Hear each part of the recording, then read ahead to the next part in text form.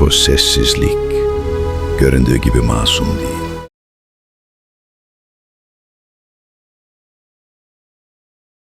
Her kaçak ağ, her yasak av, binlerce canın sonu. Görünen her kayıp, gelecekten çalınan bir umut. Sularımız için, doğamız için, gelecek nesiller için, balıkçılığımızın geleceği için biz gece gündüz sahadayız.